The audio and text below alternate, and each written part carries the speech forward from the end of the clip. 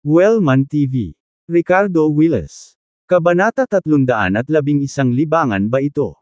Ang magandang babae ay may makinis na balat at isang mukha na napakaganda. Maging si Ricardo, na ginugol ang lahat ng kanyang oras sa CEO ng Diyosa, ay nakabuo ng isang tiyak na antas ng estetik na pagpapahalaga at hindi maiwasang masilaw sa kanyang kagandahan. Gayunpaman, sa sandaling ito, ang kanyang ekspresyon ay tila hindi kasiya siya. Ang kanyang mukha ay malamig at walang pakiramdam, na para bang may utang sa kanya ng bilyon-bilyong dolyar. Ang pagmamataas sa pagitan ng kanyang mga kilay ay nagbigay sa mga tao ng pakiramdam na minamaliit niya ang lahat. Lolo, tatay. Pagkalabas ng kwarto ay binati ni Savannah Graham sina Raul at Matthias. Maupo ka, tumanggo si Raul at itinuro ang bakanting upuan sa tabi ni Ricardo para sa kanyang junior. Sa puntong ito, ngumiti si Matthias at ipinakilala si Ricardo kay Savannah, Mr. Willis, this is my daughter Savannah. Magkasing edad lang kayo. Mas makikilala niyo pa ang isa't isa. Bumaling siya kay Savannah, Savannah, bakit hindi mo lagyan ng alak si Mr. Willis? Bahagyang kumunat ang noo ni Savannah ngunit nag-aatubili na kinuha ang pitchel ng alak at pinunan ang tasa ni Ricardo. Tiningnan siya ng mabuti ni Ricardo na may pagtataka sa mga mata nito. Hindi kaya master din ng babaeng ito sa opisye. Nasa level niya ba siya? Para bang naramdaman ang pagtitig ni Ricardo sa sarili, mas naging malamig ang ekspresyon ni Savannah, at may pagtutol sa mga mata nito. Daddy, mukhang hindi masaya ang magandang babae na ito. Si Nora sa kabilang side ni Ricardo ay nakasilip bago bumulong ng mahina. Pagkaraan ng ilang sandali kumain, biglang nagtanong si Matthias, Mr. Willis, may hindi ko maintindihan. Pwede ba kitang tanungin? Naguguluhan na tumingin sa kanya si Ricardo, ano yun? Pakiramdam mo.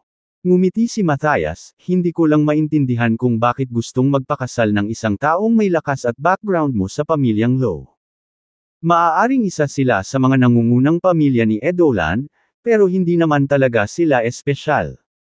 Ricardo chuckled, ang ganda kasi ng asawa ko. And besides, I like being an live-in son-in-law. Lahat ng naruroon ay nakatingin sa kanya ng kakaiba. Parang in-law. Well, hindi imposible para sa isang tao na magkaroon ng ganoong kagustuhan. Ubo-ubo. Miranda. Tumawa siya ng awkward. Sa puntong ito, tumawa si Matthias at itinuro si Savannah, na nagtatanong, Mr. Willis, paano kumpara si Savannah kay Miranda sa mga tuntunin ng hitsura? Siyempre mas maganda si Miranda mommy. Napalunok si Nora bago pa makapagsalita si Ricardo. Ngayon ang munting ito ay higit na protektado kay Miranda. Kumunat ang noo ni Savannah at tumingin sa ama na may halong hindi makapaniwala at pagtutol. Ngumiti si Ricardo at sinabing, kasing ganda ng liwanag ng buwan si Miss Graham. Sa itsura lang, kapantay niya si Miranda. Nang marinig ang pahayag na ito, humagalpak ng tawa sina Matthias at Raul. Pagkatapos ay buong pagmamalaking tiningnan ni Raul ang kanyang apo sa tuhod at sinabing, Mr. Willis, hindi lang si Savannah ang napakaganda ngunit isa rin siyang henyong cultivator mula sa aming pamilya na nakarating na sa rurok ng opisye stage. Isang hakbang na lang ang layo niya mula sa pagpasok sa core formation realm. At hayaan mong sabihin ko sa iyo, patuloy niya na may higit na pagmamalaki, ang aking pamilya ay higit na mataas kaysa sa pamilyang Low. Mr. Willis, kung gusto mong maging manugang namin, kung gayon ang pagsali sa aming pamilya ay magiging isang pantay na mas magandang pagpipilian para sa iyo. Tumanggo si Matthias bilang pagsang-ayon habang binigyan si Ricardo ng mapang-akit ng ngiti. Alam nilang dalawa na ang Ricardo ay may napakalakas na background, posibleng kahit sinaunang antas. Kung maaari nilang makuha ang kanilang mga kamay sa kanya mula sa isang prestihiyosong pamilya, walang alinlangan na ito ay magiging kapaki-pakinabang para sa kanila. Bagamat sa kasalukuyan ang pamilya Graham ay medyo kilalang kilala sa Edolan, sila ay itinuturing na bottom tier sa mga sinaunang martial arts na pamilya. Hindi magtatagal bago sila tuluyang pinaalis ng Ancient Martial Arts Alliance. Ito ang dahilan kung bakit nagkaroon sina Matthias at Raul ng ilang, baluktot, na pag-iisip pagkatapos malaman ang tungkol sa background ni Ricardo. Nang matapos siyang magsalita ay biglang nanlamig ang mukha ni Savannah habang si Ricardo naman ay nagpupunas ng pawis sa kababago na nimbalik ang katinoan. Mr. Graham, I think your perspective might be skewed. My desire to marry Miranda has nothing to do with how much power. Ang pamilyang Low ay pantay-pantay sa paningin ko. Nagpakasal ako sa Low family dahil nagustuhan ko si Miranda, hindi dahil gusto kong umasa sa pamilya niya. At wala kaming relasyon ni Miss Graham, kaya huwag kang magbiro. Bakit ganoon ang kinikilos ni Matthias at Raul kay Eric noon? Sinusubukang ipakilala sa kanya ang mga kagandahan ng kanilang pamilya. Kailan pa ako naging sikat? Mukhang nahihiya sina Matthias at Raul sa sinabi ni Ricardo. Natahimik sila sandali. Just like a certain second generation said, hindi ko tinitingnan kung may pera ba ang ibang tao kapag nakikipagkaibigan, dahil kahit na mas marami silang pera kaysa sa akin, hindi sila maaaring maging mas mayaman kaysa sa akin. Si Ricardo ay nasa parehong sitwasyon. Hindi niya kailangang umasa sa pamilya ng ibang tao upang suportahan ang kanyang sarili o ipakita sa kanya. Kaya anong pagkakaiba ang ginawa kung ang pamilya Graham ay mas malakas kaysa sa pamilyang Low para kay Ricardo? We're sorry. Pero Mr. Willis, magkaparehas kayo ni Savannah. Okay lang makipagkaibigan. Umubo ng awkward si Matthias at pilit na pinapawi ang tensyon. Siyempre, karangalan ko na makipagkaibigan kay Miss Graham. Nakangiting tumanggo si Ricardo. Gayunpaman, nang matapos siyang magsalita, may malamig na singhot mula kay Savannah. Bilang isang henyong babae mula sa pamilyang Graham, ipinagmamalaki ni Savannah. Kahit nakaharap ang iba pang mga young masters ng mga sinaunang martial arts na pamilya, hindi niya ito pinansin ng maayos. Sinadya siyang ipakilala ngayon ng kanyang ama at lolo sa tuhod ngunit tutol ng husto si Savannah. Sa oras na ito marinig na Ricardo ay may isang saloobin pa rin ng mababang tingin sa kanyang sarili medyo hindi masaya Savannah. She looked at Ricardo with disdain in her eyes. Sorry Mr. Willis, but I'm not interested in being your friend. My friend must have talent comparable with mine than just having powerful background while being mediocre.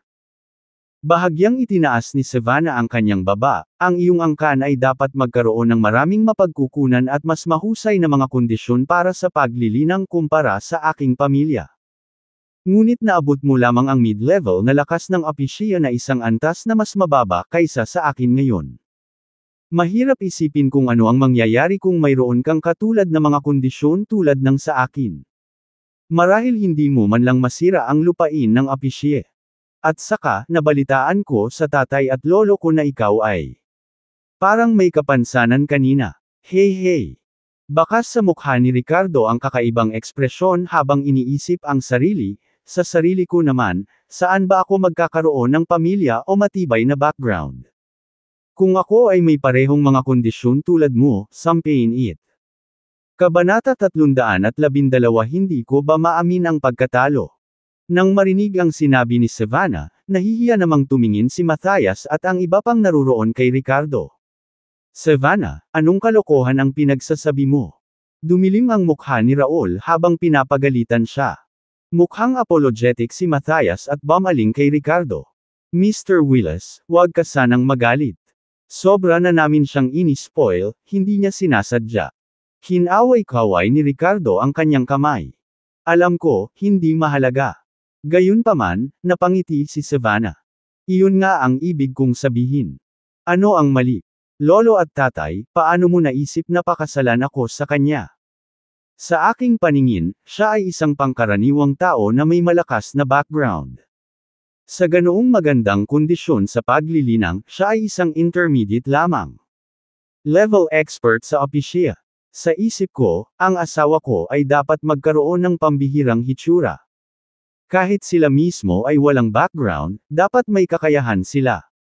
Hindi tulad ng isang tao na maaari lamang umasa sa proteksyon ng kanilang mga nakakatanda sa pamilya at walang kakayahang protektahan ang kanilang sarili sa labas. Savannah, tumahimik ka. Nanlamig ang mukha ni Matthias habang galit na saway sa anak. Hinampas din ni Raul ang mesa. Savannah, pwede ka nang umalis. Galit na nagpout si Nora at sumigaw, "Kalokohan ka talaga. Hindi pangkaraniwan ang daddy ko." Ngumiti nang walang pakialam si Ricardo. "Miss Graham, hindi mo na kailangan pang magsawa o magsalita ng napakasakit sa akin. Wala akong ulterior motive sa iyo." Humihingi ng tawad kay Mr. Willis, Savannah. "At pagkatapos ay pag-isipan mo ang iyong mga aksyon." Matigas na utos ni Matthias. Sa kanilang mga mata, si Ricardo ay may mas malakas na background kaysa sa pamilyang Graham. Nagalit sa kanya si Savannah kaya ayaw nilang masaktan siya ng totoo kay Ricardo. Si Savannah ay may likas na regalo mula sa kapanganakan na ginawa niyang masama ang tingin sa iba. Hinahangaan niya lamang ang malalakas na tao sa mga kapantay. Kahit nahilingin sa kanya ng ibang martial arts family para sa kasal, hindi niya pinansin ang lahat. Nagdulot ito ng maraming kaaway sa pamilya Graham. Ngayon, binati na ni Matthias ang kanyang anak bago makilala si Ricardo. Sinabi nito sa kanya na mas malakas pa ang background ni Ricardo kaysa sa mga tagapagmana ng martial arts noon. Hindi niya alam na ganito pa rin ang kinikilos ng babaeng ito. Pinagsisihan nina Matthias at Raul ang pagtawag kay Savannah ngayon. Napabuntong hininga si Savannah, "Am I wrong? Mr. Willis, if you have the guts, let's compete. Kapag nanalo ka sa akin, I'll marry you. What do you say?" Nang marinig ito, galit na pinagalitan siya ni Raul, "Kalokohan." Malubhang nasugatan si Mr. Willis noon at hindi siya makakalaban. Inilibot ni Savannah ang kanyang mga mata at mapanuksong tumingin kay Ricardo. Ang babaeng ito ay matiyagang naghahain ng tsaa at nagbubuhos ng alak para kay Ricardo kanina na may sunod sunyearn ngunit hindi na siya nasisiyahan dito. Ricardo shrugged his shoulders and casually nodded his head in agreement, "Yes. Miss Graham, you're right. You are exceptionally talented and strong. I surrender." "Huwag kang magbiro ng ganyan. Paano kita mapapangasawa kung ako ang nanalo? Ito ay hindi isang bagay na aking kayang bayaran." "Ikaw." Agresibong hamon ni Savannah sa kanya pero parang wala siyang napala. "Ito." Diretsyong sumuko si Guy. "Ang duwag. Thirst. Wala ka man lang lakas ng loob na kalabanin ako." Ngumisi si Savannah. Inilibot ni Ricardo ang kanyang mga mata at binuhat si Nora mula sa kanyang upuan upang lumipat ng pwesto sa kanyang sarili upang si Nora ay nasa pagitan nila ni Savannah. Sa sumunod na segundo ay hindi na siya interesadong makipag-usap kay Savannah ngunit bumaling kay Matthias sa halip ay nagtanong sa kanya tungkol sa pinagmulan ng kanilang mga mapagkukunan ng Spirit Jade pati na rin ang iba pang mga cultivation materials mula sa pamilya Graham. Mabilis niyang idinagdag pagkatapos, "Oh well, kung nakakaabala para sa akin na magtanong, pagkatapos ay kalimutan na lamang ang sinabi ko." Gayunpaman, naguguluhan si Ricardo kung paano nakuha ng pamilya Graham ang kanilang mga mapagkukunan sa pagtatanim dahil tila wala silang anumang mga espiritual na ugat o mga materyal ng langit at mga kayamanan sa lupa na nakatanim o nilinang saan man sa kanilang paligid. Sa puntong ito nang makita ni Savannah na tuluyan na siyang hindi pinansin ni Ricardo, kinagat niya ang kanyang mga ngipin habang nagpapakita ng kawalang kasiyahan sa kanyang mukha. Hindi pa siya pinapansin ng ganito. Bahagyang ngumiti si Matthias, "Walang nakakaabala sa pagsasabi sa iyo kung saan nagmumula ang ating cultivation resources. Lahat sila ay ibinigay ng Ancient Martial Arts Alliance." Pagkatapos ay ipinaliwanag ni Matthias ang higit pang mga detalye tungkol sa Ancient Martial Arts Alliance na itinatag ng ilang malalakas na puwersa mula sa mga nakatagong lupain na nagbibigay ng mga mapagkukunan at platform para sa mga ordinaryong sinaunang martial na pamilya gaya ng pamilyang Graham, na tumutulong sa kanila na lumago at umunlad pa sa mas malalakas na entidad sa loob ng kani-kanilang teritoryo. Pagkatapos sumali sa Ancient Martial Arts Alliance, ang mga pamilya tulad ng pamilya Graham ay maaaring makatanggap ng isang batch ng mga mapagkukunan mula sa alyansa bawat taon. Siyempre, hindi lahat ng sinaunang martial arts na pamilya o sekta ay karapat-dapat na sumali sa Ancient Martial Arts Alliance na ito. Bawat taon, magkakaroon ng Clan Grand Competition. Ang mga batang inapo na wala pang 30 taong gulang mula sa mga miyembrong pamilya ng iba't ibang alyansa ay lalahok upang matukoy kung sila ay karapat-dapat na magpatuloy sa pananatili sa Ancient Martial Arts Alliance at tamasahin ang mga mapagkukunan nito kung ang isang normal na sinaunang martial arts na pamilya o sekta ay walang mga kabataang kahalili at ang kanilang nakababatang henerasyon ay mahina, sila ay maaaring ma-kick out sa Ancient Martial Arts Alliance. Hindi napigilan ni Matthias na mapabuntong hininga habang nagsasalita.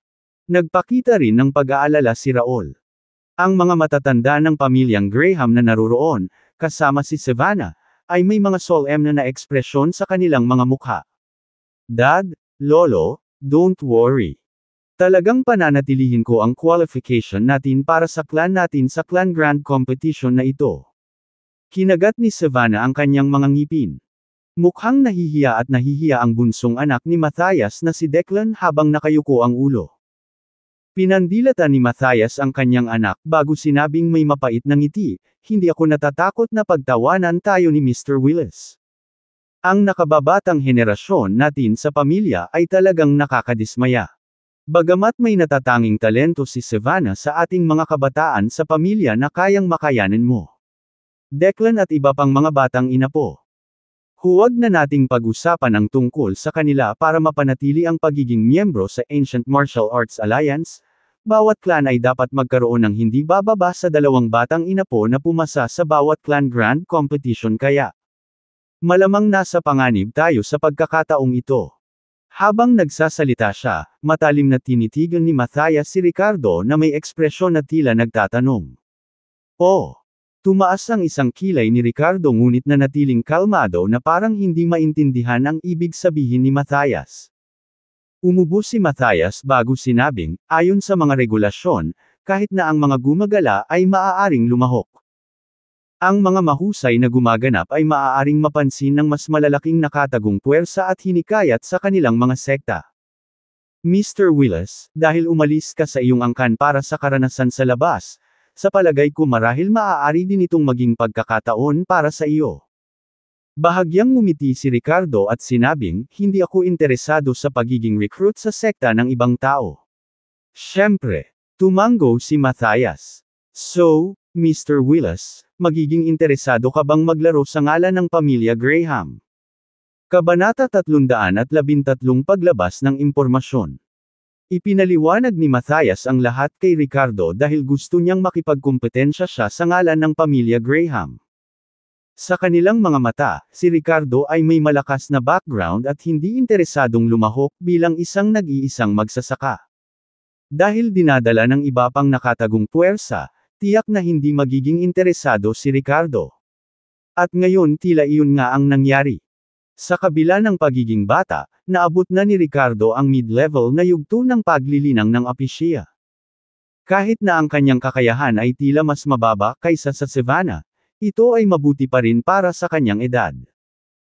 Kung pumayag siyang makipagkumpetensya sa ilalim ng pangalan ng pamilyang Graham, dapat na makapasa sila sa pagsusulit ng Clan Grand Competition na pareho silang pumasa ni Savannah at sa gayon ay mapanatili ang kanilang katayuan sa pamilya. Nang matapos magsalita si Matthias, ngumiti lang si Ricardo na walang indikasyon kung ano ang iniisip niya tungkol sa lahat ng ito. Pagkatapos ng ilang pagmumuni-muni, inalok siya ni Matthias ng isang deal, 30%. Mr. Willis, kung tutulungan mo kaming panatilihin ang aming katayuan, pagkatapos ay bibigyan ka namin ng 30% ng lahat ng mga mapagkukunang nakuha sa panahon ng paglilinang. Napataas ang kilay ni Ricardo sa alok na ito. Sa wakas ay napukaw nito ang kanyang interes. Gayunpaman, sa sandaling ito, mukhang hindi napahanga si Savannah at sinabing may pang-aalipusta, bakit natin siya bibigyan ng 30%?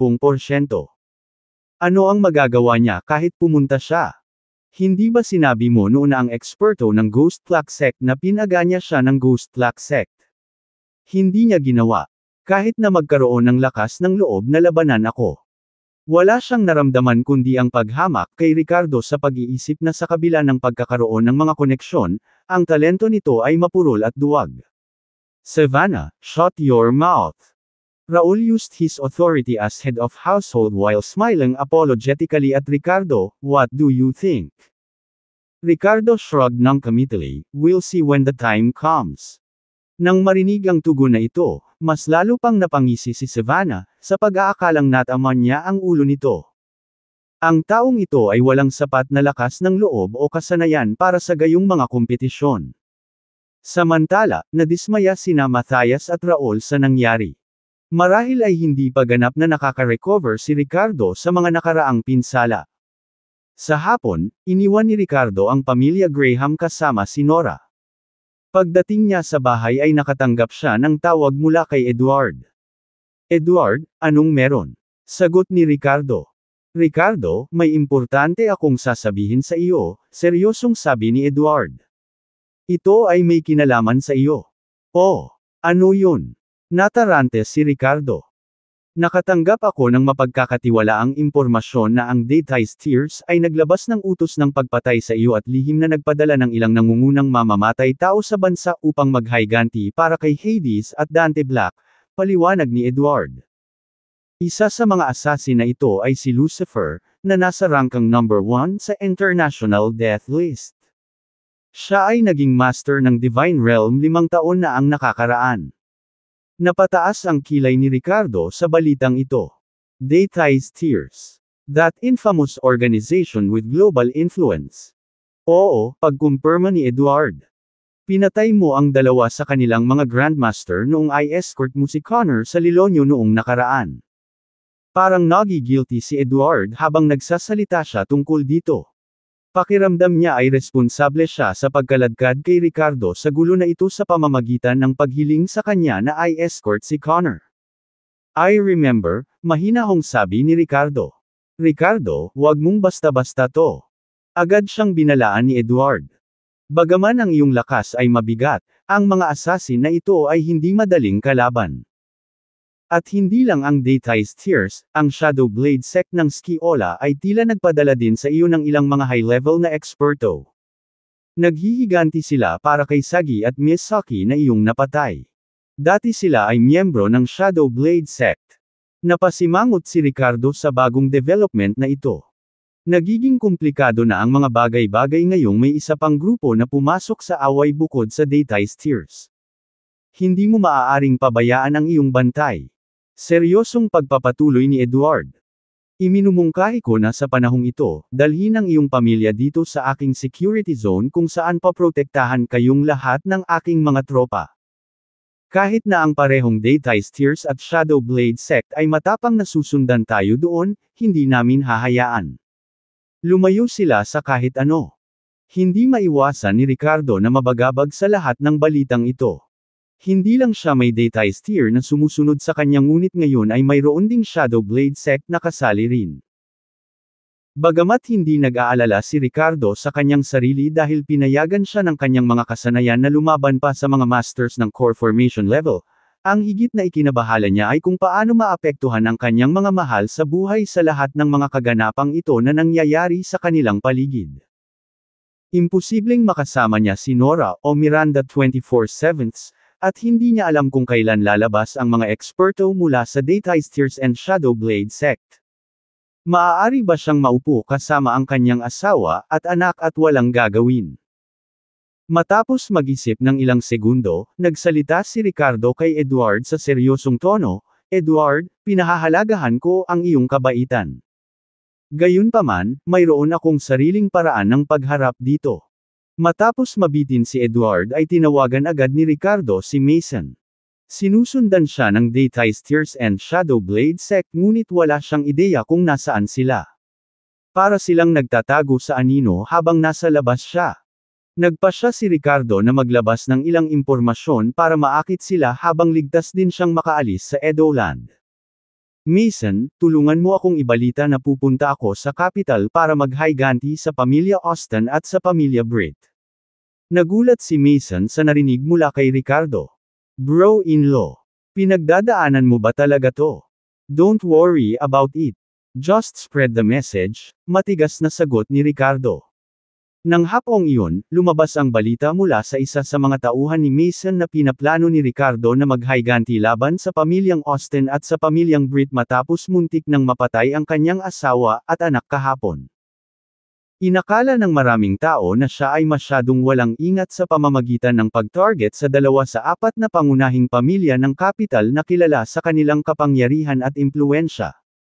Gayunpaman, naniniwala ang mga nakakakilala kay Ricardo na kaya niya talaga itong gawin. Sa oras na iyon sa isang meeting room sa loob ng kapital ay nakaupo si Lincoln Austin, kapatid ni Kaylan, Alexander, ang kasalukuyang pinuno ng pamilya, Aurora Austin, anak ni Lincoln, kasama ang iba pang mga pangunahing miyembro na lahat ay mukhang malungkot habang pinag-uusapan nila kung ano ang nangyari. Naniniwala akong alam ng lahat ang tungkol sa balita, mataimtim na sabi ni Alexander. Yung mayabang na tanga. Tingin niya kaya niya talagang kunin ang pamilya natin. Galit na bulalas ni Lincoln. Ang kapangyarihan ng aming pamilya ay hindi isang bagay na maaaring iling ng isang tao, kumpiyansa na dagdag ni Alexander. Sa tingin mo ba dahil lang sa binayaran siya ng kuya natin noon, takot na sa kanya ang pamilya Austin? Ang pamilya Austin sa kapital. Sina Kaylan, Lincoln Austin, Alexander na kasalukuyang pinuno ng pamilyang Austin, Aurora Austin, at ilang pangunahing miyembro ng pamilyang Austin ay nakaupo lahat sa isang conference room, ang kanilang mga ekspresyon ay hindi gaanong kaaya-aya. Sa naibalik na hitsura ni Kaylan at ang mga anino sa kanyang puso ay tila naglaho pagkatapos ng lahat ng mga taon na ito, bumalik siya sa pamilya at nananatili sa kabisera sa panahong ito. The news, I believe everyone is aware of it. Umupo si Alexander doon, malungkot ang tono. Masyadong mapangahas si Ricardo. I refuse to believe that he would dare to attack our family. Ang lakas naman ng pamilya natin, paanong siya lang mag-isa? Iniisip ba niya na dahil nakipag-ayos ang panganay naming kapatid sa kanya, natatakot ang pamilya namin sa kanya? Kung maglakas loob siyang lumapit, hindi tayo magiging magalang. Oo, kung darating siya na naghahanap ng gulo, sisiguraduhin naming hindi siya aalis. Sunod-sunod na nagsalita ang mga miyembro ng pamilya Austin na may galit, kumpiyansa at dominasyon sa kanilang tono. Nakasanayan na nila ang pakiramdam na hindi mahawakan sa panig na ito ng kabisera. Nang mabalitaan nilang may naglakas loob na banta ng ganito sa pamilya Austin, naramdaman nilang lahat na si Ricardo ay nagpapahalaga sa sarili. Tay, ano sa tingin mo? Tanong ni Alexander na seryoso ang mukha. Umiling si Kaylan at sinabi sa mga nakababatang miyembro ng pamilya na ito sa bawat salita, kung talagang pumunta si Ricardo dito para manggulo, hindi siya ang maghihirap. Kami ang malalagay sa malaking problema. Malamig siyang ngumuso at nagpatuloy, masyado bang mataas ang tingin niyo sa inyong sarili? Dahil isa tayo sa 4 na pangunahing pamilya sa kabisera ay hindi ibig sabihin na hindi na tayo magagapi. Kahit si isa ay mas naiintindihan kaysa sa inyo at tumakas na. Kabanata 314 na mga reaksyon ng 2 pangunahing pamilya. Nang matapos magsalita si Kaylan, ang mga mukha ng pamilya Austin ay puno ng pagkabigla at hindi paniniwala habang nakatingin sa kanilang matandang patriarch. Lolo, are you joking? May isang Ricardo ba talagang maghahatid ng kapahamakan sa pamilya natin? Tanong ng isang third-generation core member ng Austin family, na mukhang hindi nasisiyahan. Tama. Kahit makapangyarihan si Ricardo ay hindi siya maglalakas loob na kumilos ng walang ingat. Tumakas na si Isa. Ano ang magagawa niya? Si Amelie, ang nanay ni Isa ay nagngangalit na tanong. Seryosong sabi ni Kaylan, kung hindi tayo gagawa ng pahayag bilang pamilya, hindi imposibleng iduwit ni Ricardo ang ibang miyembro ng ating angkan sa kanyang galit. Maaaring hindi mo pa ito alam pero si Ricardo ang may hawak na Prayosha Order at may unlimited na counterattack rights. Sino ang maglakas loob na saktan siya o ang mga kaaway ng kanyang pamilya? Kahit napatayin niya silang lahat, hindi siya mananagot, hindi maaaring mahatulan si Ricardo. Pagkatapos magsalita ni Kaylan, lahat mula sa pamilyang Austin ay nagpakita ng mga ekspresyon ng pagdududa at kawalan ng katiyakan. Pero marami rin tayong eksperto sa ating angkan. Si Riva ay nakapasok na ngayon para maging Grandmaster. May ayaw na sabi. Si Ricardo lang ang makakapatay sa lahat ng tinatawag na mga eksperto kasama na ako. Mapait na napabuntong hininga si Riva sa puntong ito. Ilang sandali pa, nagkaroon ng mapang api na kapaligiran sa loob ng conference room. Ang bawat tao'y may sobrang pangit na ekspresyon sa kanilang mukha. Pagkaraan ng ilang oras, mariing sinabi ni Kaylan, agad na maglabas ng pampublikong anunsyo na nagpapatalsik kay isa mula sa pamilya. Bukod pa riyan, ilantad ang anumang mga ilegal na gawain na ginawa ni isa bago isumite ang mga ito sa Capital Punishment Department para sa pagpaparusa sa pagpapalabas ng mga wanted na utos laban sa kanya. Nang matapos magsalita si Kaylan, agad na namutla sina Alexander at Amelie. Kaylan, are you going too far? Malungkot at sama ng loob na tanong ni Amelie. Malamig na sumangot si Kaylan, sarili niyang kaligtasan lang ang iniisip ng hamak na iyon. May pakialam pa ba siya sa buong pamilya? Gawin mo ito sa aking paraan. Ito ay isang utos. Oo, paos na sagot ni Alexander na tumango. Noong gabing iyon, sa loob ng villa ng pamilya Britt, ang patriarch ng pamilyang Britt na si Abel ay may ekspresyon ng mapanghamak na paghamak sa kanyang mukha nang marinig kung gaano kaduwag ang kinikilos ng pamilya Austen. Tumikim si Christina, eksakto. Sa sobrang takot nila ay naglabas sila ng public announcement at pinatalsik si isa sa pamilya, nakipagtulungan pa sa enforcement department para tugisin siya. Inilibot ni Darwin ang kanyang mga mata. Maglakas loob man o hindi si Ricardo na pumunta sa kabisera, kahit pumunta siya, anong klaseng gulo ang magagawa niyang mag-isa? Ang pamilyang Austen ay nagkakagulo sa wala. Si Abel, ang pinuno ng pamilya Britt ay tumango at malamig na umungol na may bakas ng pag-iingat sa kanyang tono. Pero makapangyarihan talaga si Ricardo. Kahit ang amo ni Butch Ghost ay namatay sa kanyang mga kamay. Hindi tayo pwedeng masyadong kampante. Para lang maging ligtas, makikipag-ugnayan ako sa puwersa ng pamilya natin sa Juham War Zone. Kung talagang maglalakas loob si Ricardo na manggulo dito, will dumating ang militar at supilan siya. Hindi ako naniniwala na kahit gaano siya ka-arrogant, maglalakas loob siyang harapin ang marahas na makinarya ng ating bansa. Christina and Darwin, patuloy ni Abel habang tumatango si Christina bilang pagsang-ayon. Manatili kayong dalawa sa estate ng pamilya. Ginagarantiya ko ang inyong kaligtasan. Thank you Dad, pasasalamat ni Christina. Tumawa si Darwin. Nang marinig ang ayos ni Abel, agad silang naging kumpiyansa at walang takot. Nang gabing iyon sa bagong apartment building ni Claudia, inimbitahan ni Claudia ang kanyang mga magulang na sina Adam at Maisie para sa hapunan kung saan nagdiwang sila ng isang espesyal na bagay na magkasama. Tatay, nanay, halika't itaas natin ang ating mga salamin. Ipagdiwang natin ang pagbagsak ni Ricardo. Matagumpay na itinaas ni Claudia ang kanyang baso. Kagabi, lumaki ng husto ang sitwasyon na halos lahat ng tao sa Edoland ay alam ito. Natural na nasaksihan ng pamilya ni Claudia ang eksena ng Hawkeye Ghost na naghihiganti kay Ricardo. Gayunpaman, alam lang nila na nagpakita si Ricardo sa huli. Ang mga sumunod na pangyayari ay inilihim nina Edward at Lionel, kaya't hindi sila namalayan ng mga ordinaryong mamamayan. Pero sa mata ni Claudia, siguradong nasa malaking problema si Ricardo. Nabalitaan niya mula kay Kayden na napilayan si Ricardo ng matandang iyon na duguan. Sa pagkakataong ito, napipilitang magpakita, walang paraan para makatakas siya ng hindi nasaktan. Well, that scoundrel Ricardo is finally done for. Kung hindi dahil sa kanya, matagal nang nakahanap ang anak ko ng mas mabuting manliligaw. Uminom ulit ng white wine si Adam habang tuwang-tuwa na sinasabi. Malamig ding tumawa si Maisie, yes, exactly right. That heartless thing didn't appreciate my daughter giving him chances which led her into breaking up with Tom instead. Claudia, tanong ni Adam na biglang nagiba ng mga paksa, mayroon akong isang matandang kaibigan na nagpapatakbo ng isang lumber mill ngayon na ang anak na lalaki ay diborsyado kamakailan lamang. Bakit hindi namin kayo ipakilala minsan? Sabi pa ni Maisie, bata pa at mayaman din ang pamangkin ng dati kong kaibigan. Isasama kita sa bahay nila bilang bisita balang araw. Dahil lang sa maldita na Ricardo na iyon. Ang mga big shot sa Edoland ay takot sa kanya noon, noong ikaw ang dati niyang asawa, hindi sila naglakas loob na lapitan ka isa-isa. Ngayong patay na si Ricardo, marami ng pagkakataon ng anak ko na magpakasal sa isang mayamang pamilya.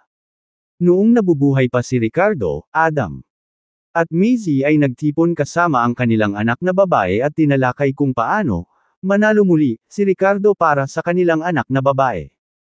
Ngayong patay na si Ricardo, siya ay naging walang kwentang basura sa kanilang mga bibig. Ngumisi si Claudia at mapang-asar na sinabi, "Nanay at tatay, kalimutan mo na ang mga taong kilala mo. Hindi ko gusto ang mga ordinaryong mayayamang pangalawang henerasyon ngayon. Hindi ko kailangan ng kaunting pera. Maghahanap ako ng isang batang gwapong nakikinig sa akin." Nang hiwalayan ni Claudia si Tom kanina dahil sa matinding selos kay Ricardo at sa pagiging dati niyang asawa, nakatanggap siya ng malaking kabayaran. Mahigit $2 milyong. Pagkatapos, ilang beses humingi ng tulong si Caden kay Claudia sa mga bagay habang sinusubukang ligawan siya. Lahat ng sama-sama ay binigyan niya si Claudia ng halos $5 milyong. Kung hindi, saan nakuha ni Claudia ang pera mula sa pagbili ng ari-arian sa lungsod na ito? Kaya ngayon ay hindi na tiningnan ni Claudia ang mga nagmula sa mga pamilyang nagmamay-ari ng maliliit na pabrika o ordinaryong mayayamang ikalawang henerasyon. Ngunit alam din niya na ang mga totoong elite na iyon ay hindi magiging interesado sa kanya bilang isang taong 2 beses ng hiwalayan at nagkaroon na ng anak. Kaya naman kinakalkula ito ni Claudia ng mabuti. Makakahanap na lang siya ng magandang binata mamaya dahil siya ay naging isang maliit na mayamang babae sa kanyang sarili na may ilang $1 milyong pa rin. Sa halip na ikumpromiso ang sarili para sa kapakanan ng iba, mas mabuting mamuhay na parang reyna na may kasamang bata at gwapo sa tabi niya. Napangiti sina Adam at Maisie nang marinig ang kanyang anak na magsalita ng ganito, "Oo. Oo nga. Yung anak ko mayaman na haha." Gayunpaman, sa sandaling ito, isang malamig na boses ang biglang tumunog sa loob ng silid, "May pera talaga siya." Mas lalong madaling panahon kapag nagmana siya ng mahigit $100 milyong. Dahil kapag bakasyon, susunugan ko ang mga ito para sa kanya. Sa sandaling lumabas ang mga salitang ito sa kanyang bibig, lahat kasama si Claudia ay nagulat na halos mabaligtad ang mesa. Pagtingin sa pinanggalingan ng tunog, nakita lamang nila ang isang patayong figure na lumitaw sa loob ng silid ng walang sinumang nakapansin na naglalabas ng nakakatakot na lamig sa paligid niya. Kabanata 315 Roll out of Edoland. Ricardo. Nanlaki ang mga mata ni Claudia habang nakatingin sa taong lumitaw sa kanyang tahanan, at napasigaw siya sa pagkagulat. Si Adam at Maisie ay parang kinilabutan din, parang nakakita ng multo. You're not. Panimula ni Claudia. Hindi pa ako patay. Di ba? Ricardo, face twisted into an evil smile, then his tone turned sinister. Kaya naging multo ako para sumunod sa anak mo. Habang nagsasalita siya, kumikinang ang mabituan niyang mga mata na may hanggarang mamamatay tao at ganap na pagkabigo at panlalamig habang nakatitig kay Claudia. Kinilig si Claudia. "Ricardo, anong gusto mong gawin? Hindi ako ang pumatay sa'yo. Kung sino man ang pumatay sa'yo dapat siya ang hinahanap mo. Wala itong kinalaman sa akin." "Oo nga Ricardo, kahit gusto mong maghiganti, hanapin mo yung taong pumatay sa'yo. Bakit mo kami hinahabol?" Nanginginig si Adam habang tinatanong siya. Sa sobrang takot ni Maisie ay namutla ang kanyang mukha at wala siyang masabi. Akala talaga nila ay multo si Ricardo saglit doon. Namula ang mukha ni Ricardo habang nakatitig kay Claudia sa pamamagitan ng mga ngiping nagngangalit. "Hindi mo ako pinatay pero gusto mong patayin ang anak ko. Karapat-dapat ka bang tawaging ina?" Sa sinabi nito, sumugod si Ricardo at hinawakan si Claudia sa leeg at binuhat siya mula sa lupa. Ubo. Ubo. Marahas na sinipa ni Claudia ang magkabilang paa habang sinasakal hanggang sa umikot pabalik ang mga mata sa mga saksakan. I didn't mean it. To harm my daughter. Akala ko lang nagdadrama tayo. Napabuntong hininga siya sa pagitan ng pag-ubo. Ricardo. Iligtas mo ako. Huwag mo akong patayin. Nagpalitan ng tingin sina Adam at Maisie na nanginginig sa takot bago sabay na lumuhad sa harap ni Ricardo. Ricardo, pansamantala lang nagkamali si Claudia, hindi niya sana sinasadyang saktan si Nora. You can't harm her like this or else how will reincarnation work for yourself, kinakabahang dagdag ni Maisie. Sa mga salitang ito, malamig na tumikim si Ricardo. Reincarnation. Hahaha. You guys are really hoping for my death, aren't ya? I said I will burn paper offerings for Claudia, wouldn't that be breaking my promise if I died? Nang marinig ito, natigilan si Claudia kasama sina Adam at Maisie. Ikaw. Hindi. Namatay. Hindi makapaniwalang tanong ni Claudia habang naghahabol ng hininga. Hindi makapaniwalang nakatingin din sina Adam at Maisie kay Ricardo, kitang-kita na ngayon ang anino niya sa harapan nila.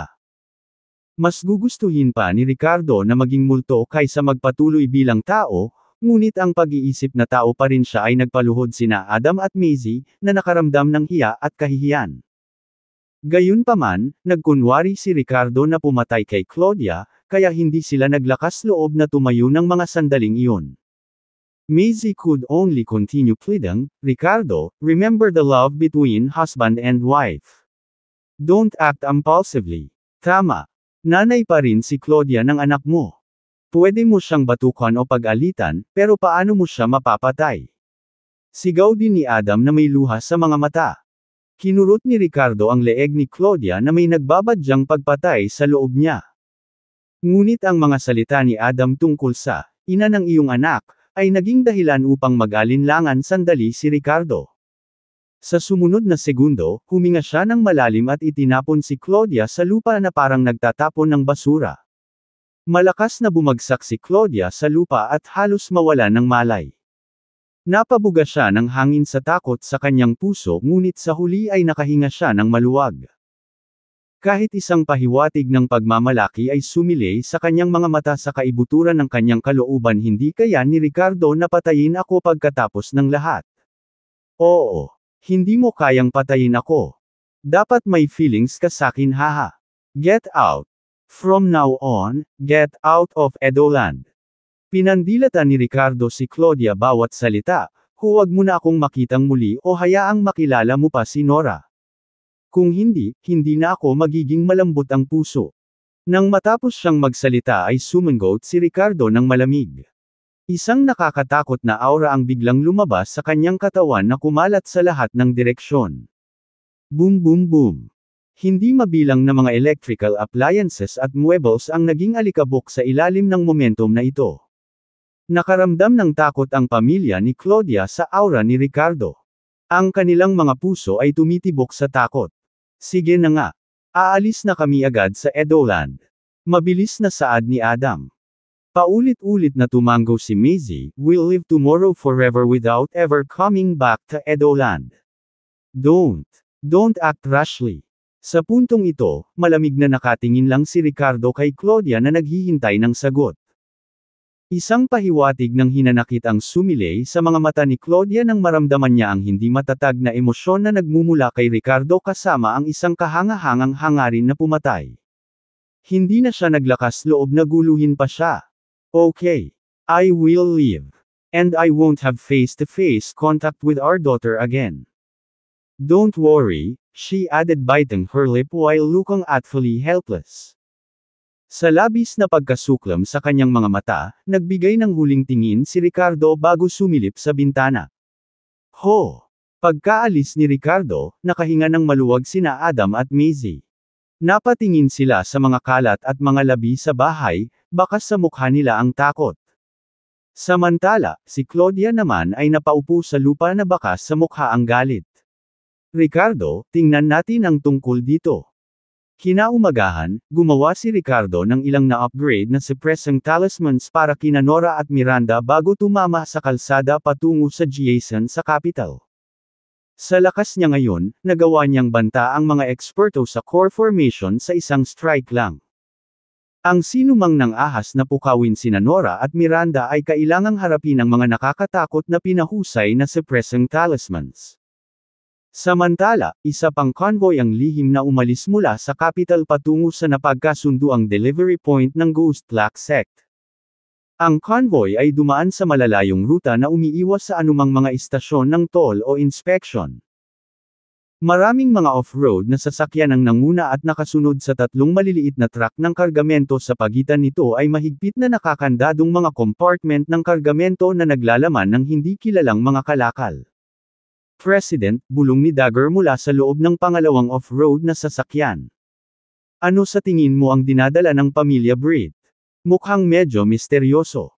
Tumango si Maki nang may pag-iisip. Mukhang misteryoso talaga, marahil isang bagay na napakahalaga.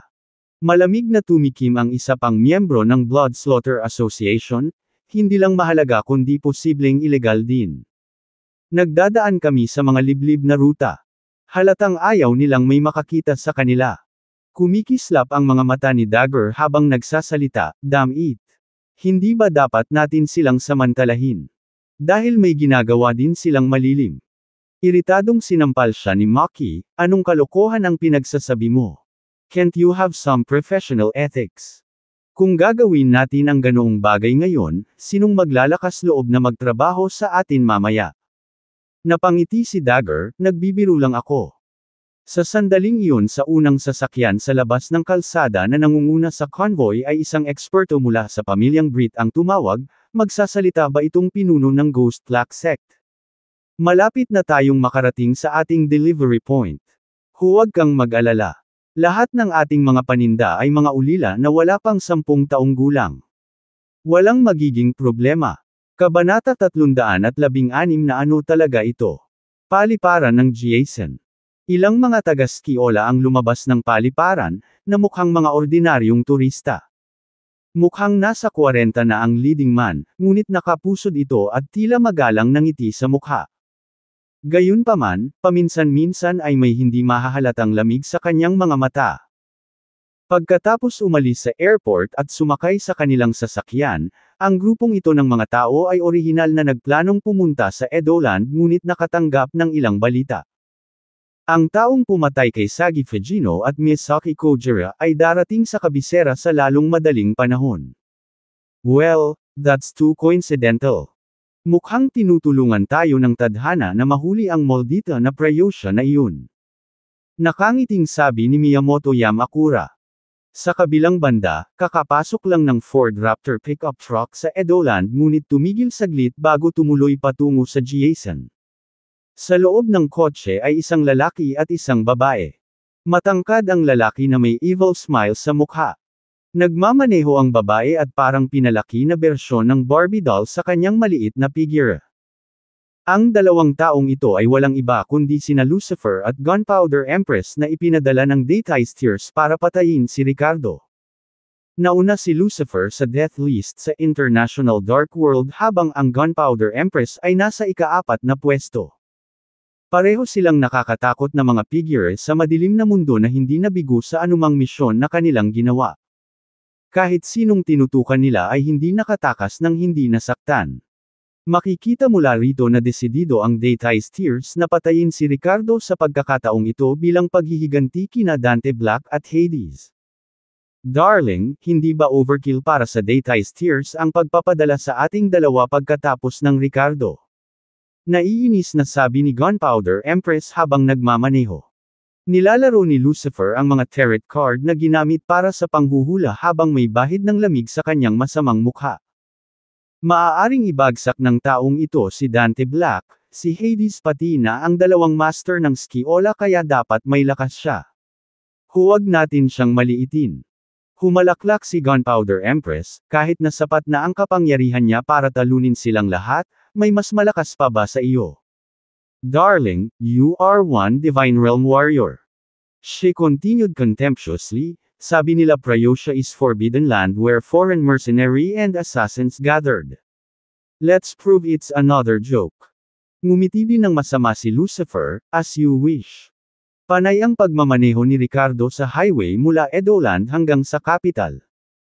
Hindi siya nagmamadali, ngunit kailangan niyang bigyan ng sapat na oras ang mga humahabol sa kanya, na sinusubukang pumatay sa kanya, upang makahabol pagkatapos matanggap ang mensahe ni Edward.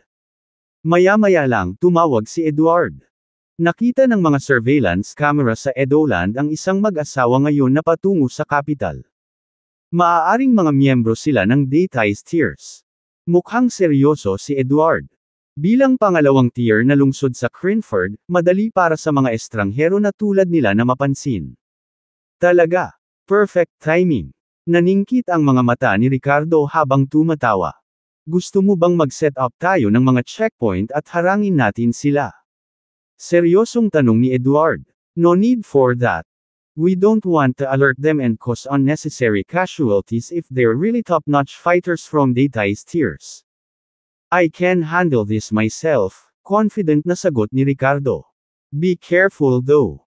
Skiola may also have their own skilled fighters targeting you, paalala ni Edward sa kanya. Haha. Kung maglalakas loob silang magpakita sa sarili nila, sisiguraduhin kong hindi sila aalis ng buhay. Mayabang at confident na tumawa si Ricardo. Kinalaunan noong araw na iyon bandang tanghali, ilang sasakyan ang pansamantalang huminto sa medyo patag na lugar sa loob ng mga bundok kung saan matatagpuan ang Ghost Black Sect. Lumapit si Maki kay Fabian Britt, isang manlalaban ng Transmutation Force mula sa pamilyang Britt na namuno sa kanilang koponan, nagtanong kung nasaan sila at kung bakit wala pang tarangkahan ng bundok na nakikita. Binigyan ni Fabian ng malamig na tingin si Maki bago matipid na sinabi, huwag mo nang itanong ang hindi dapat itanong. He then waved his hand to everyone else. Malapit ng tanghalian. Huminto muna tayo dito at kumain.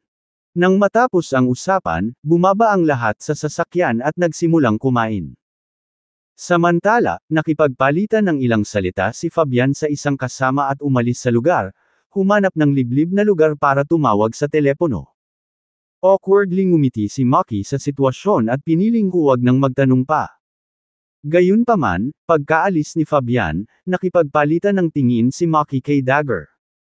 Tumango si Dagger bilang tugon, sinamantala ang kawalan ng atensyon ng iba. Hinawakan niya ang kanyang sinturon, tinakpan ang kanyang tiyan, na nagmumukhang kailangan niyang pakalmihan ang sarili. Sa paraang sumasalamin sa pag-alis ni Fabian, umalis si Dagger mula sa pansamantalang kampo, na sadyang pumili ng direksyon sa tapat ng direksyon ni Fabian.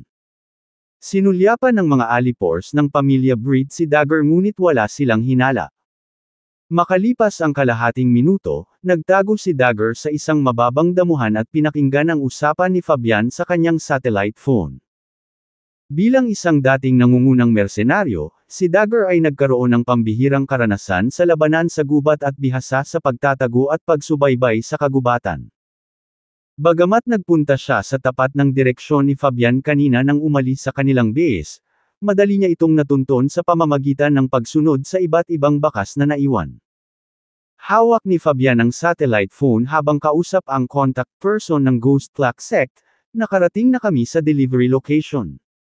Kailan ka pupunta? Nagsalita ang ibang tao na may malamig na tono na tila katangian ng mga disipulo ng Ghost Black Sect, malapit na. Sana hindi tayo bigwan ng mga paninda sa pagkakataong ito. Kumpiyansa silang tiniyak ni Fabian, huwag kayong mag-alala. Sa pagkakataong ito, lahat tayo ay may mga batang wala pang 10 taong gulang. At partikular na pinili natin ang mga ipinanganak sa maulap na araw o sa madilim na oras.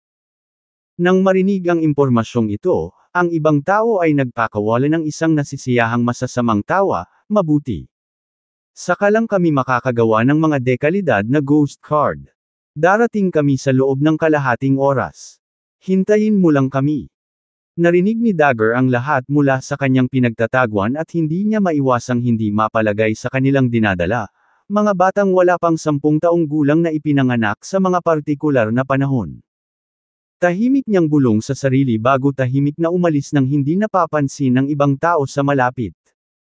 Sa pagbabalik sa kinaroroonan ni Maki na naghihintay sa kanya nang hindi nagtataas ng hinala ng iba sa kanilang paligid, kontentong tinapik niya ang kanyang tiyan na parang nakahinga ng maluwag pagkatapos gumamit ng banyo.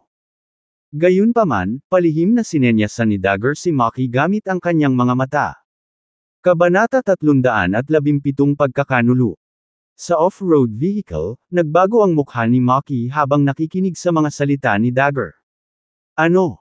Ipinanganak sa isang maulap na araw at sa isang maulap na oras bago ang edad na 10. Pwede bang? Mga bata.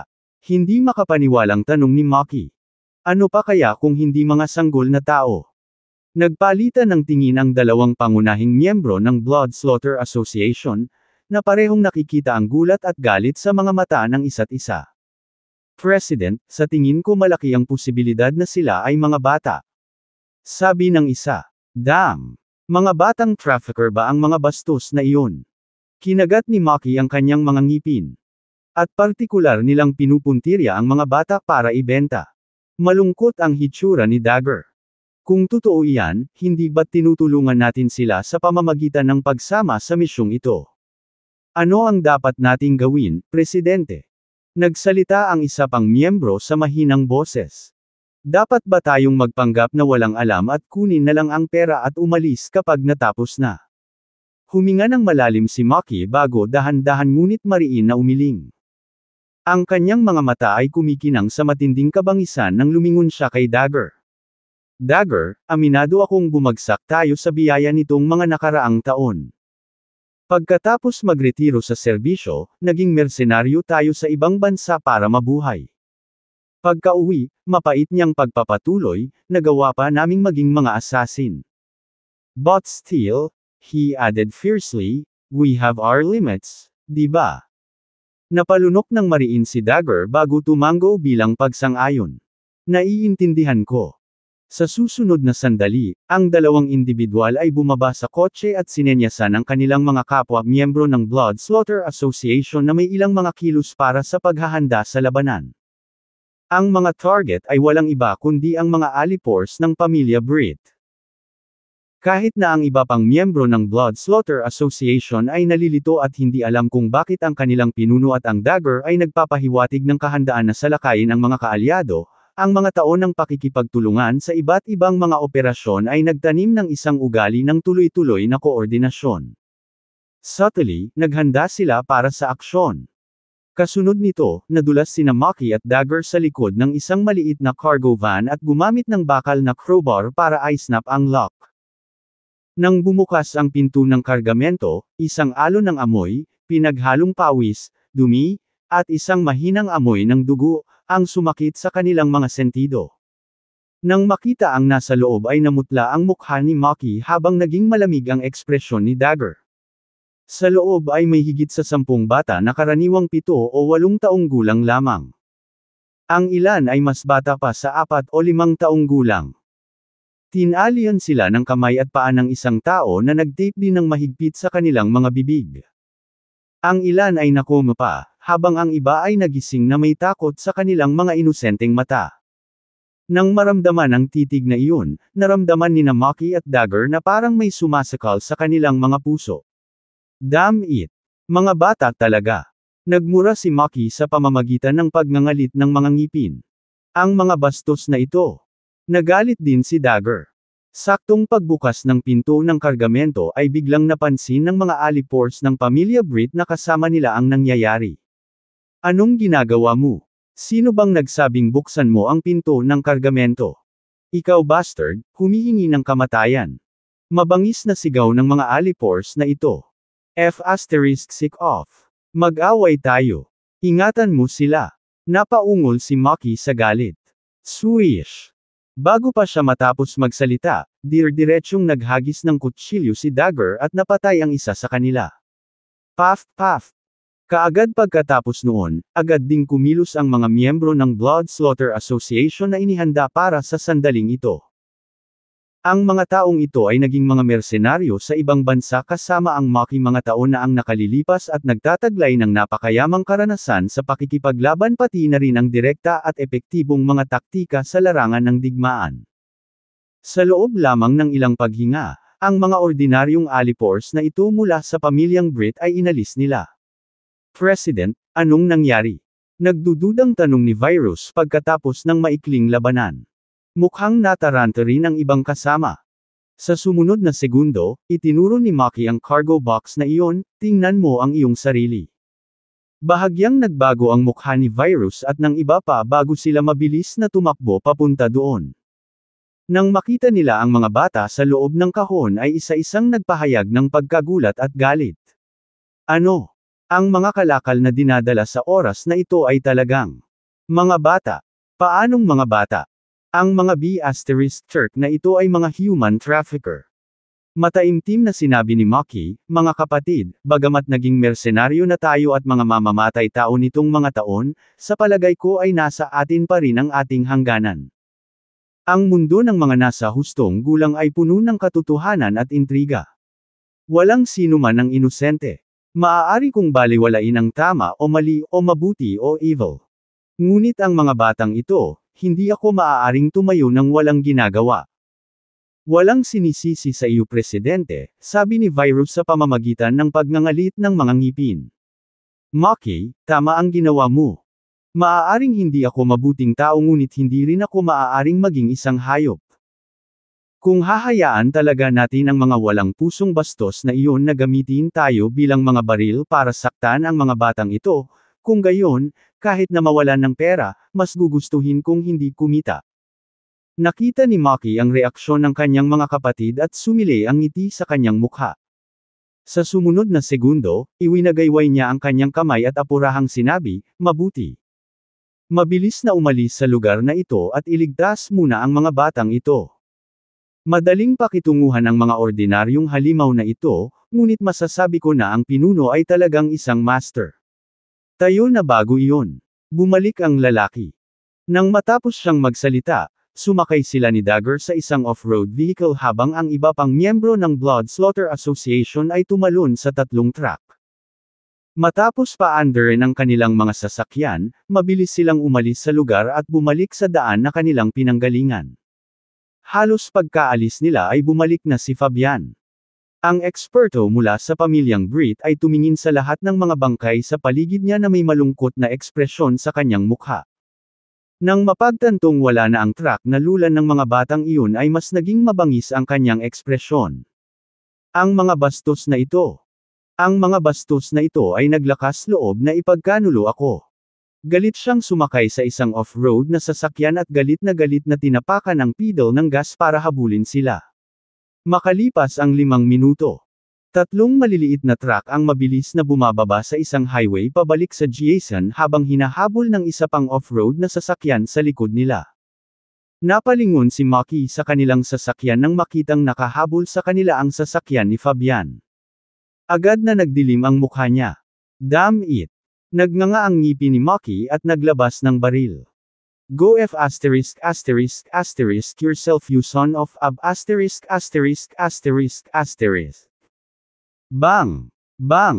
Bang! Sa ilang putok ng baril, ang isa sa mga gulong sa harap ni Fabian ay agad na natangay dahilan upang mawalan siya ng kontrol sa kanyang sasakyan na tumagilid. Gayunpaman, sa isang iglap lang sa kaguluhang ito, nabasag ni Fabian ang isang salamin sa bintana na direktang tumalon palabas mula sa loob. Pagkatapos ay ginamit ng dalubhasa sa Transmutation Force ang magkabilang binti upang tumakbo ng ligaw sa bilis na lampas sa 130 yarda bawat minuto. Hindi mahalaga kung si Bloody Butcher ang pinatay ni Ricardo o si Anthony na dating nasasakupan ni isa. Pareho silang eksperto sa antas na ito. Ang mga eksperto sa Transmutation Force na tulad nito ay bihira na sa mga modernong lungsod. Maaaring sila ay naging top-notch masters kung hindi para makaharap si Ricardo. Naging seryoso ang mga mukha ni Maki at Dagger nang makita ang sitwasyong ito. President, ano ang dapat nating gawin? Mabilis na humabol ang anak na ito ng AB**********. Kabanata 318 ang boss ko ay si Ricardo.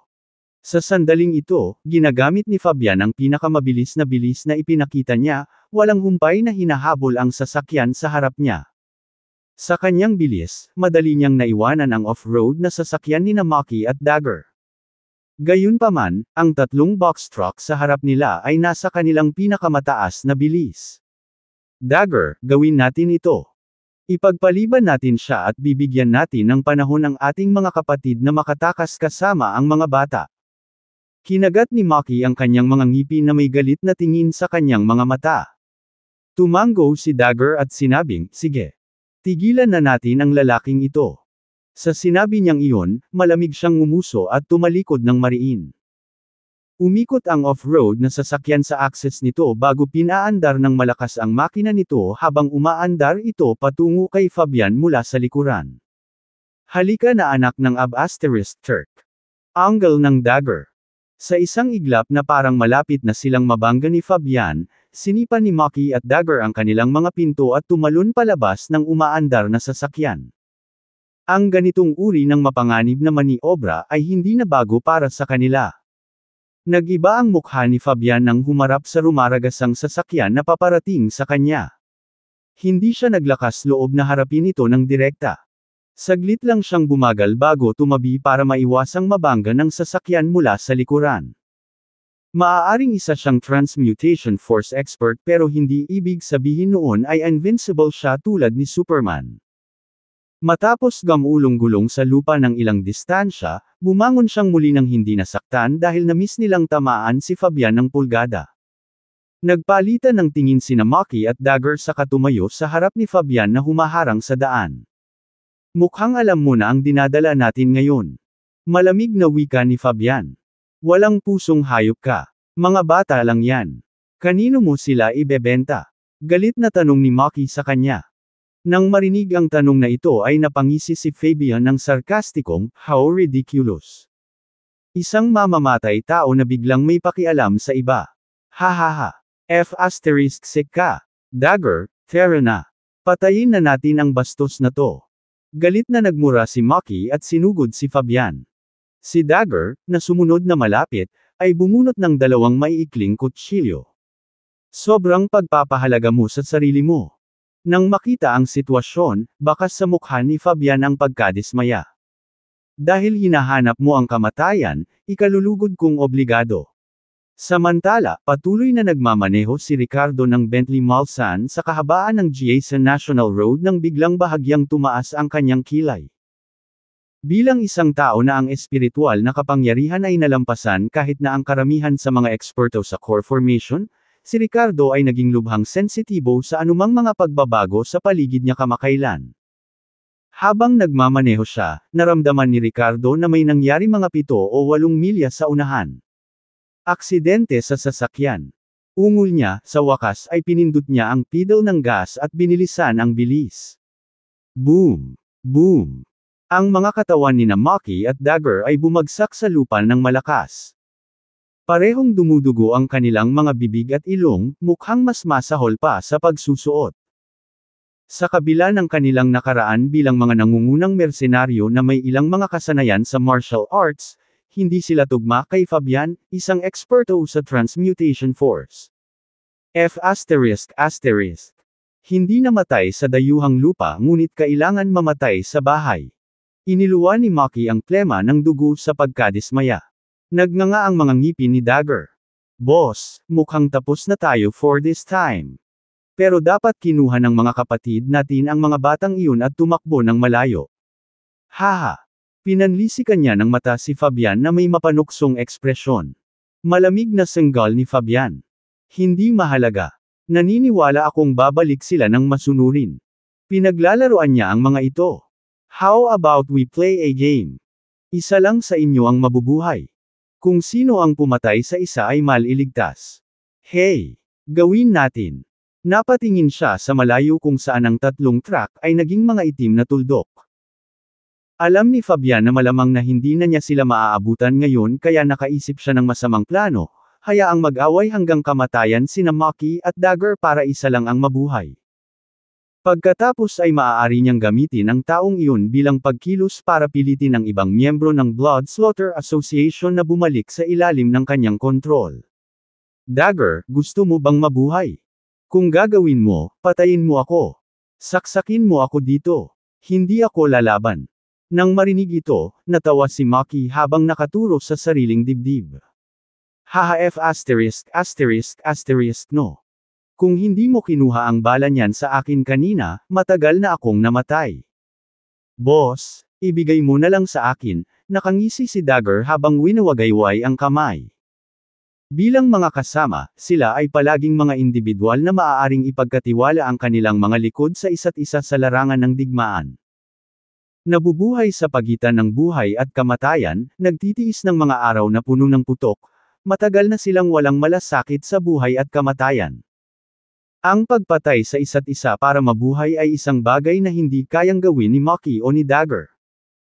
Pinagmasdan ng mabuti ni Fabian ang magkabilang lalaki habang ang mukha nito ay napalitan ng pangit na ekspresyon na puno ng galit, kayong dalawa ay tanga, kayong naglalaro pa rin ng brotherhood hanggang ngayon. Fine then. I'll choose for you. Sa sandaling bumagsak ang mga salita, isang mabangis na hangarin ng pagpatay ang nagmula kay Fabian at nakalok sa Dagger. Alam niyang si Maki ang pinuno ng assassin organization na ito at siguradong mas mahalaga ang status niya kaysa kay Dagger. Ang pag-iwan kay Maki bilang isang hostage ay magiging mas banta. May na-realize si Maki at agad na nagbago ang mukha niya. Samantala, tumawa ng mapait si Dagger, na nagpakita ng isang pahiwatig ng walang malasakit ng ngiti, halika, hayop ka. Maghintay. Sa sandaling ito, mapilit na sumigaw si Maki para pigilan sila. Ngumisi ng masama si Fabian. Natatakot. Kung matalino ka, hayaan mong ibalik ng mga tauhan mo ang sasakyan dito. Ilang saglit na kumikislap ang mga mata ni Maki bago niya sinubukang ipakita ang kanyang pagmamataas. Sa puntong ito, hindi ako natatakot na sabihin sa iyo na mayroon akong isang taong makapangyarihan sa likod ko. Hayaan mong sabihin ko sa iyo kung maglakas loob ka na hawakan ako o ang aking mga kapatid. Sa anumang paraan. Ang suporta ko ay papatayin ang iyong pamilya ng The Breed. Nang marinig ang pahayag na ito, napatigil sandali si Fabian bago nagtanong ng sarkastikong, talaga? May makapangyarihan ka pa rin sa likod mo. Sabihin mo sa akin kung sino ito. Lumipat ang mga mata ni Maki sa paligid ngunit nagsalita siya sa nakakatakot na tono, ang aking taga-suporta ay napaka-misteryoso at makapangyarihan. Paano ko na lang ibunyag ang kanyang pagkakakilanlan ng ganoon kadali? Haha. Do you think I'm stupid or you are stupid yourself? Bakit ako maniniwala sa mga sinasabi mo? Tawa ng tawa si Fabian habang kinukutya siya. Sinasabi mo na kayang sirain ng suporta mo ang pamilya Breed. Napakalaking biro.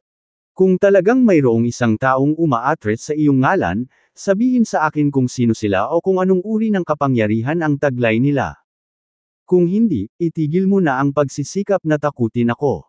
Sa mga salitang ito na sinabi mismo ni Fabian, muli na naman niyang aatake si Dagger. Ricardo.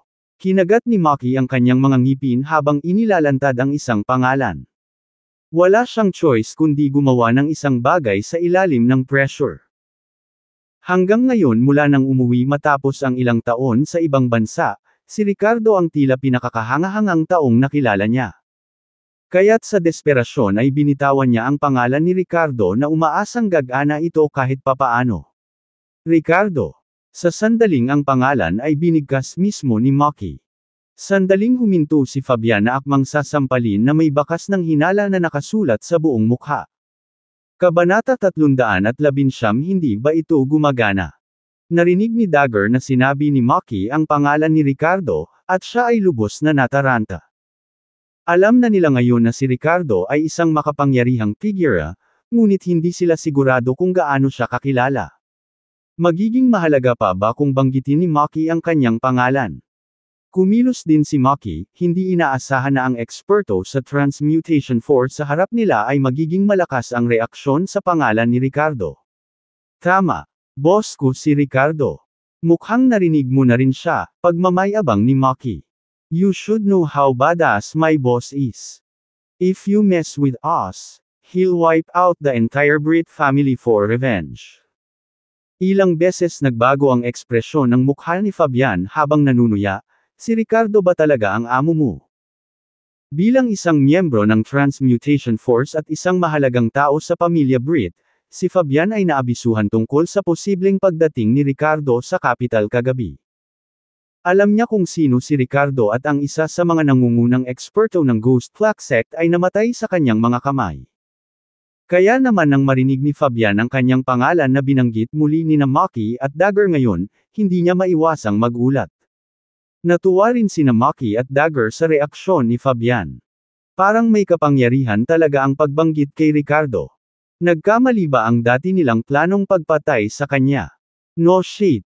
Syempre totoo. Kumpiyansa ang pagpapatuloy ni Maki.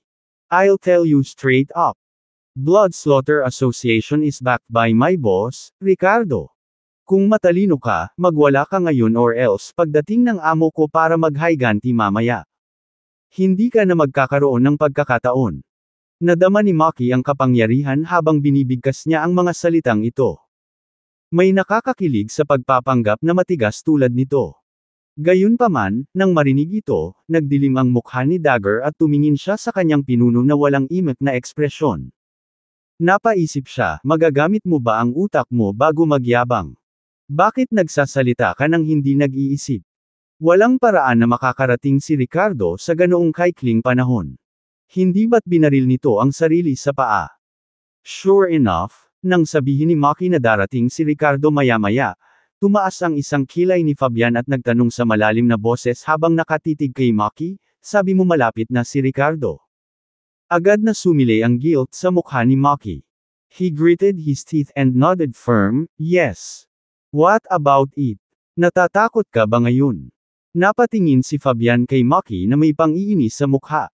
Sa tingin ko, ikaw talaga ang natatakot. He continued coldly, I've never heard of Ricardo having little minions like you guys. Kahit na makapangyarihan siya, hindi siya nakarating ng ganito kabilis para suportahan kayo. He chuckled sarcastically and added, don't even mention if you are really part of Ricardo, gang. Kahit na ikaw, hindi makakatulong ngayon. Sa sinabi nito, naglabas si Fabian ng matinding hangarin sa pagpatay habang muli niyang ikinulong si Dagger. Sina Maki at Dagger ay parehong nagpakita ng gulat at kawalan ng pag-asa sa kanilang mga mukha. Ang huli ay nagbigay pa ng mapait na ngiti habang naghahanda para sa kamatayan. Samantala, isinumpo ni Maki ang kanyang sarili sa kanyang katangahan na magsabi ng tungkol kay Ricardo kanina nang pinag-iingat na nila ito. Ngayon muntik na silang tumambad dahil sa kanya. Bakit kailangan niyang sabihin na malapit nang dumating si Ricardo? Hindi lamang sila ay walang anumang koneksyon sa kanya ngunit pati na rin kung paano ang sinuman ay maglakbay mula sa Edoland hanggang dito ng napakabilis. Gayunpaman, sa sandaling ito, parehong naramdaman ni Maki at Fabian na lumabo ang kanilang paningin. Kaagad pagkatapos noon ay isang malamig ngunit mapaglarong boses, oh. Hindi ito gumagana ngayon. Isang figure ang biglang lumitaw sa pagitan ni Maki at Dagger sa isang tabi at Fabian sa kabilang panig. Nang makita ang taong ito, sa kabila ng pagiging handa sa pag-atake ilang sandali lang ang nakalipas, ganap na natigilan si Fabian sa susunod na segundo nang makilala siya, ikaw. Ikaw si Ricardo. Ang kanyang mga galaw ay naging matamlay habang ang pagkabigla ay nakarehistro sa kanyang mga tampok. As genuine as can be, sagot ni Ricardo na nakangiti ng masama. Parehong hindi makapaniwalang nakatingin sa kanya sina Maki at Dagger. Hindi makapaniwala sa nangyayari sa harapan nila. Ano? Paano ito naging posible? Hindi ba imposibleng magpakita siya nang wala sa oras? Bakas sa mukha ni Maki ang pagtataka at pagkasabik, nanginginig pa ang boses niya sa kakaiyak, Ricardo boss, pumunta ka talaga para iligtas kami. Para kang Diyos. Hindi niya maiwasang magtaka kung si Ricardo ay talagang isang walang kamatayang langit. Para bang narinig niya ang kanilang mga panalangin at himalang nagpakita. Kung hindi, ito ay magiging masyadong surreal. Naging kakaiba ang ekspresyon ni Ricardo nang marinig niyang tinawag siya ni Maki na, boss. Kailan siya naging pinuno ng mga hanggal na assassin na ito? Yes, boss. You have to help us. This bastard is a human trafficker for the Britt family. Marami na siyang nahuli na bata na wala pang 10 taong gulang at gustong ibenta sila sa Ghost Black Sect. Ricardo boss, may anak ka rin. Agad na sinubukan ni Maki na umapila sa katarungan at moralidad ni Ricardo habang hinihila siya papunta sa kanilang tabi. Dahil alam niyang wala silang pinagsamahan sa isa't isa. Inaasahan lamang ni Maki at Dagger na mayroon pa ring kaunting katarungan at mga limitasyong moral sa loob ng Ricardo. Ano? Ibinenta ang child trafficking sa Ghost Black Sect. Biglang nagbago ang kulay ng mukha ni Ricardo. Isang nakakatakot na aura ang lumabas sa kanyang katawan. Nakita ni Fabian ang pagbabagong ito ng ekspresyon sa kanyang mukha at nakaramdam ng panginginig sa kanyang gulugod. Tumalikod siya ng walang pagdadalawang isip at tumakbo palayo. Tumakas. Isang lamig ang kumalat sa mukha ni Ricardo nang isang hakbang pasulong si Fabian sa bilis ng kidlat. Bang! Basag! Nagkaroon lamang ng isang muffled sound bago Ricardo sweep Fabian off ang kanyang mga paa sa isang binti sweep. Nabali agad ang magkabilang paa sa pagkakatama. Ang kanyang buong katawan ay nahulog pasulong dahil sa pagkawalang galaw papunta sa lupa. Hindi na makagalaw dahil sa pagkawala ng lahat ng paggalaw sa magkabilang binti. Nang makita ang eksenang ito na lumaganap sa harapan nila, nagkatinginan sina Maki at Dagger sa gulat. Wow! Napakagaling talaga ng lalaking ito na nagngangalang Ricardo. Ang dalubhasa sa Transmutation Force na ilang sandali lang ang nakalipas ay pinilit sila sa isang imposibleng sitwasyon ay napakadaling na-disable. Hayes! Hingal na hingal ang magkabilang lalaki matapos makahinga ng ilang beses nang makita ang sumunod na nangyari, nang makabalik si Ricardo habang nakahawak kay Fabian na parang patay na aso sa leeg nito. Ricardo boss. Nauutol na sabi ni Maki na kinakabahan. It was all just a misunderstanding kanina, dagdag ni Dagger na nagmamadali. Ikaw, hindi ka magagalit ngayon. Kabanata 320 gawin siyang mawalan ng pag-asa, pagkatapos ay bigyan siya ng pag-asa. 3 truck ang nakaparada sa gilid ng kalsada, at tiningnan ni Ricardo ang mga bata sa loob na may malungkot na ekspresyon. Nag-aapoy ang kanyang mga mata sa nakakatakot na galit. Nakalaya na ang mga bata sa kanilang pagpigil, ngunit napuno pa rin ng takot at gulat ang kanilang mga mata. Hindi man lang sila naglakas loob na magsalita, nakatitig lang sila sa mga matatandang nasa harapan nila na may nakakatakot na ekspresyon. Malinaw na dumanas sila ng ilang uri ng pang-aabuso noon, kaya naging maingat sila. Smack! Tumalikod si Ricardo at sinampal ng malakas si Fabian sa mukha. Lumipad palabas ang lalaki at napasigaw sa lupa. Ang kanyang mga paa ay na-disable na sa naunang pag-atake ni Ricardo, kaya nakaya na lamang niya ang kanyang mga kamay upang subukang makatakas. Kayong mga miyembro ng pamilya Breed ay may ginagawang kasuklam-suklam. Nagngangalit si Ricardo habang nagsasalita. Si Maki at Dagger, mga miyembro ng Blood Slaughter Association ay mukhang galit din. Biglang tumapak si Ricardo sa likod ni Fabian habang malamig na sinabi, bibigyan kita ng dalawang pagpipilian, mamatay o maging saksi. Mukhang ayaw ni Fabian habang nagngangalit ang kanyang mga ngipin, kung mayroon kang lakas ng loob, patayin mo ako. Anong saksi? Hindi ko alam kung ano ang sinasabi mo. Wala itong kinalaman sa sinuman sa aking pamilya. Ako mismo ang gumawa nito. Tumikim si Ricardo, sa tingin mo ba kaya mong tanggapin ang lahat ng responsibilidad para dito ng mag-isa? Dahil nahuli ko na ang bagay na ito ngayon, tiyak na isa sa publiko ko ito. Siguradong sangkot ang pamilyang Breed. At pagkatapos ng iyong paghatol, patuloy ni Ricardo, sa palagay mo ba ay hindi ka patahimikin ng iyong mga kamag-anak dahil sa takot na malantad? Nang marinig ang pahayag na ito ni Ricardo, saglit na kumislap ang mga mata ni Fabian. Tapos bigla siyang tumawa ng mapait, hahaha. You don't need to tell me these things. Anyway, wala na akong silbi ngayon. Kahit hindi mamatay, wala nang saysay ang pamumuhay ng ganito. Kaya tara na, patayin mo. Ako. Sa sandaling iyon, si Fabian ay napuno ng kalungkutan at kawalan ng pag-asa. Hindi niya alam kung ilang taon siyang nagsanay, nagpawis, at nagdusa, para makakuha ng lakas ng Transmutation Force. Para sa mga makapangyarihang mandirigma tulad niya, ang lakas mismo ay mas mahalaga kaysa sa buhay mismo. Ang magmula sa pagiging master ng Transmutation Force, tungo sa pagiging isang taong hindi kayang ikumpara sa isang ordinaryong tao, ay mas masakit kaysa kamatayan para kay Fabian. Sa sandaling ito, wala nang silbi ang mga paa ni Fabian. Sinipa lang siya ni Ricardo kaya nabali ang gulugod. Alam ni Fabian na tapos na siya. Kahit na iligtas ni Ricardo ang kanyang buhay, ano ang magiging punto? Ang kanyang kinabukasan ay magiging parang uod na nagpupumilit na mabuhay, halos hindi na nabubuhay. Damn it! Boss, give me this bastard. I have ways to make him obey. Tinitigan ni Maki si Fabian ng hindi magiliw na ekspresyon. Ngunit pagkatapos ay mabilis niyang binago ang kanyang tono at tumahimik na sinabi, pero boss, kailangan mo siyang ganap na i-disable. Para hindi na niya ako kagatin. Opportuniste talaga ang lalaking ito at parang gustong kilalanin si Ricardo bilang kanyang amo. Ricardo glared at him impatiently, no need. I have a way to make him cooperate. Habang nagsasalita siya, yumuko siya at idiniin ang kamay niya sa isang acupoint sa kanang binti ni Fabian. Nanlaki ang mga mata ni Fabian nang maramdaman niya ang mainit na agos na dumadaloy sa kanyang katawan, na mabilis at mahusay na naaayos ang mga sugat sa kanyang kanang guya. Ang mga bali na buto ay nakikitang mabilis. Ano? Anong ginawa mo? Hindi makapaniwalang tumingin si Fabian kay Ricardo na nagniningning ang mga mata. Now I'm giving you a chance to choose again. Nakangiting sabi ni Ricardo habang nakatingin sa mga mata ni Fabian. Huminga ng malalim, dahan-daang tumango si Fabian, okay.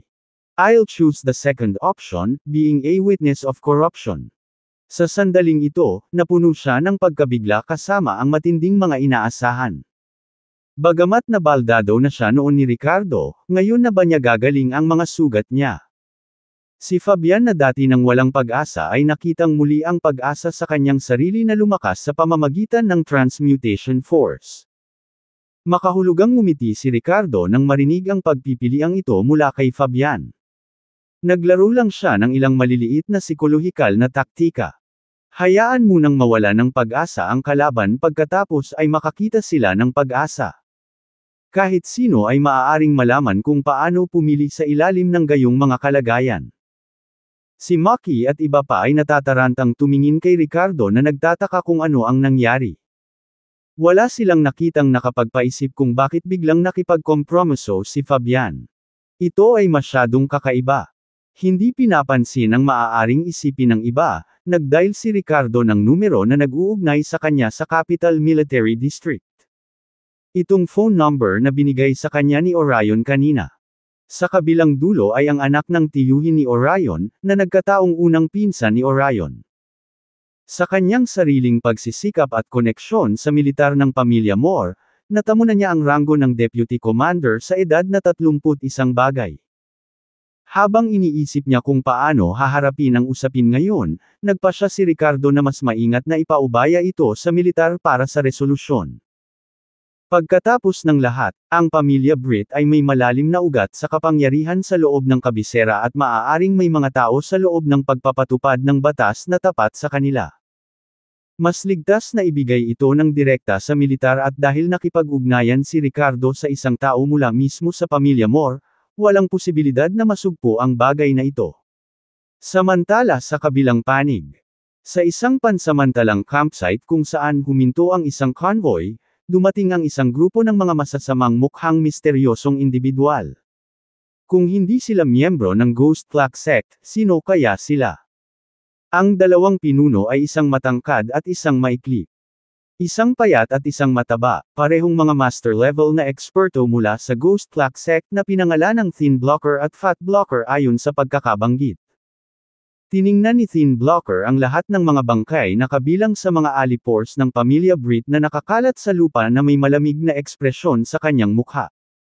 Parang may nangyaring masama. Malamig na ngumuso si Fat Blocker, itong mga walang kwentang Britt family lucky. Patay na sila pero nawala rin ang mga gamit natin. Ilang beses niyang sinubukang tawagan si Fabian pero hindi siya makalusot. Ano ang gagawin natin? Kung hindi natin ibabalik ang mga kalakal na ito, paano natin maipapaliwanag ang ating sarili pabalik sa ating sekta? Bakas din sa mukha ni Thin Blocker ang pagkabalisa habang iniisip kung anong uri ng parusa ang maaari nilang harapin dahil sa kanilang kabiguan kung isa sa alang-alang ang nakakatakot na pamamaraan ng kanilang leader ng sekta kasama ang mga ginagamit ng ilang matatanda kung may nangyaring mali sa panahon ng mga misyon tulad ng mga ito. Mukhang nag-aalala rin ang ibang mga disipulo mula sa Ghost Clock Sect na kasama nila. Let's go. We need help from the Britt family again either by catching another batch or find this missing shipment. Otherwise, hindi na tayo makakapag-report. Sabi ni Fat Blocker habang nag-flash ng idea sa mga mata niya. Tama. Walang alinlangang tumango si Thin Blocker habang madalas na nagbabago ang kanyang ekspresyon. Agad namang pumayag ang dalawa bago umalis sa lugar na iyon dumiretso sa capital kung saan nakatira ang pamilya Breed.